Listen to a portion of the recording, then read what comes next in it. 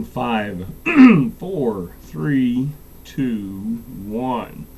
Hola hippies, buenos dias, paz en el barrio.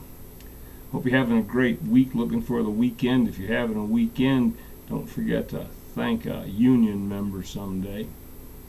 The word of the day is Fahrvergnugen.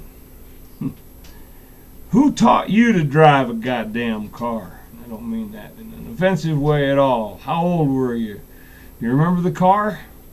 Why I ask is that right now at least some friends of mine are at present enduring the terrors and traumas of adolescent mobility expansion with its attendant dangers and temptations. And teaching their offspring to drive is no easy task. My dad taught me on a drive on a 3-day cross-country jaunt from Cleveland, Ohio to Santa Fe, New Mexico in the dead of winter, 60 to 61. I was 15, or at least going on 15, and tall for my age. He needed me to spell him at the wheel. We had miles to go, but he set up a regimen. He drove 2 hours, and I drove an hour all the way, about 1,800 miles, I reckon. Mostly it wasn't divided, limited access roadway in those days either, no sir. Though there were turnpikes, I know Ohio had one and Kansas too.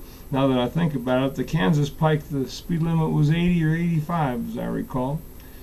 In the mornings it was eggs, bacon, potatoes, juice, and coffee for breakfast, and burger and fries for lunch, and some place where Pop could get a beer for dinner.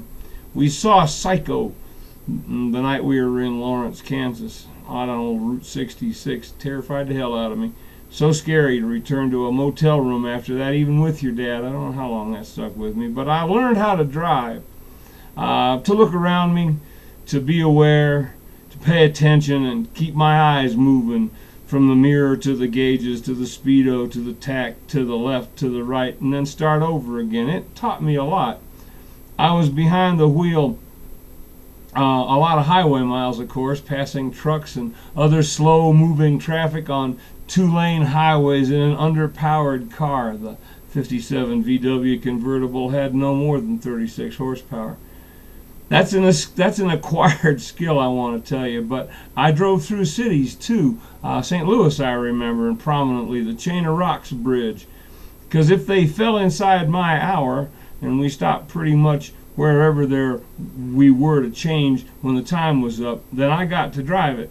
Daddy was a little bit structured like that. He skippered a destroyer in the war, so he was scrupulous. If it fell on your watch, then you dealt with it. What I think I know now about it was that it gave me a chance to really get in touch with the whole car, road, traffic thing in a real compelling context. And it was pretty cool too. We were, as I said, in a 57 VW convertible. The top was up because it was winter.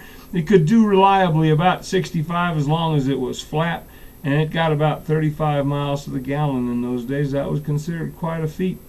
Both of us more or less were chain-smoking Camel cigarettes, swilling coffee and Cokes, and constantly spinning the damn radio dial on the FM to find any music out there in the great wasteland of the flyover states. The wind just cooked through, well, it didn't cook, it just blew, it howled basically through the wing windows, blowing in cold air to dispel as much of the smoke, and the VW heater was inadequate at best and didn't keep up except on our feet. Nothing much daunted me after that in terms of automotive navigation. When I was 16, of course, I got my license. When I made rank in Germany in 66, I bought a car immediately, and my first jaunt was to Paris.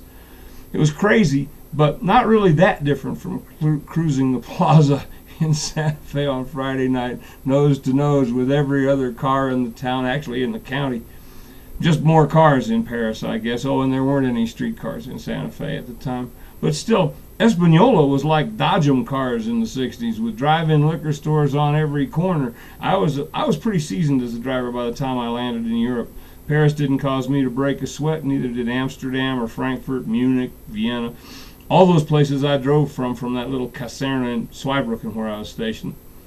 This year, it's been 50 years since I got my license, and I've worn treads off, several score of tires, I suppose. But I can still sometimes, and especially when I'm on the brink of a long trip, open that car door and sit down and think I'm just me and Pop heading for Santa Fe. 1,500 miles away. Pause, hippies. See you at the beach.